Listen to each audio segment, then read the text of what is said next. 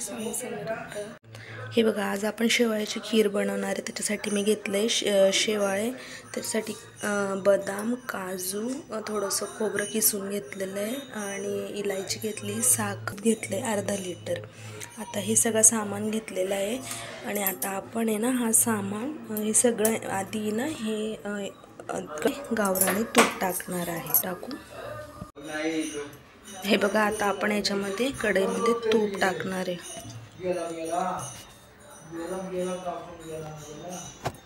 तूप टाकलं आता आपण कढईमध्ये।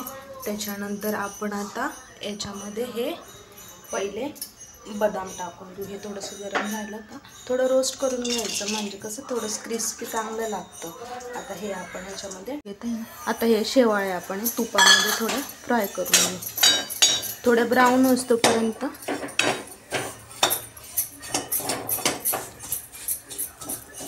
कमी गॅसवरच करायचं, नाही तर त्या ना जळून जातात, कसं बारीक असतात ना, त्याच्यामुळे थोडंसं ब्राऊन होऊ द्यायचं। थोडंसं तूप टाकू आपण नॉर्मली। आता हे थोडं ब्राऊन होऊ द्यायचं, म्हणजे कच्च्याने राहत्या।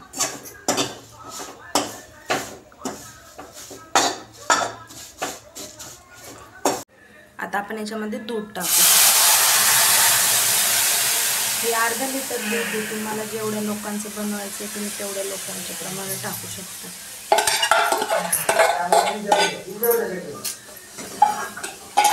आता हे आपण याच्यात हे दूध टाकणार। दूध टाकल्यानंतर आपण याच्यामध्ये टाकू साखर।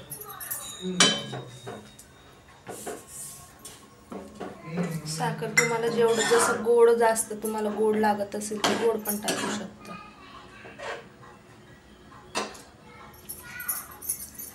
आता हे खोबरं घेतलं होतं ना मी, तर हे खोबरं मी फ्राय नाही केलं, कारण की मग ते जळून जाईल ना, त्याच्यामुळे याच्यातच टाकून घेतलं हे खोबरं। हे थोडंसं बॉईल झालं का, हे थोडंसं असं उकळ आली का याला बघा। आता हे तुम्हाला जे हे सगळं तयार केलेलं आहे ना, आता हे बघा, याला थोडं म्हणजे कसं कच्चं नाही लागत, काजू बदाम ते खोबरं। आता थोडंसं बॉईल होऊ द्या।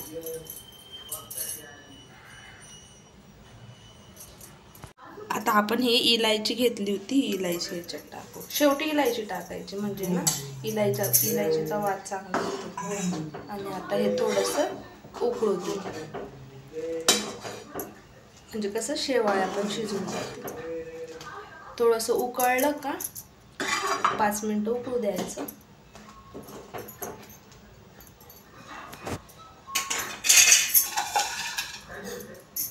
हां, हे बघा, आता हे थोडंसं 5 मिनिटं मी उकळू देते। हे बघा, आता आपली ही तयार झालेली आहे शेवाळ्यांची खीर। आता बघा, मी याच्यामध्ये वाटीमध्ये तुम्हाला दाखवते कशी झाली एकदम। हे बघा, हे बघा कशी वाटली खीर, मला खरंच तुम्ही कमेंट सेक्शनमध्ये सांगा। आणि तुम्ही घरी सुद्धा ट्राय करा आणि मला कमेंटमध्ये सांगा कशी झाली आहे शेवाळ्यांची खीर। आणि लाईक करा, शेअर करा, सबस्क्राईब करा आणि खूप सपोर्ट करा। Thank you, bye.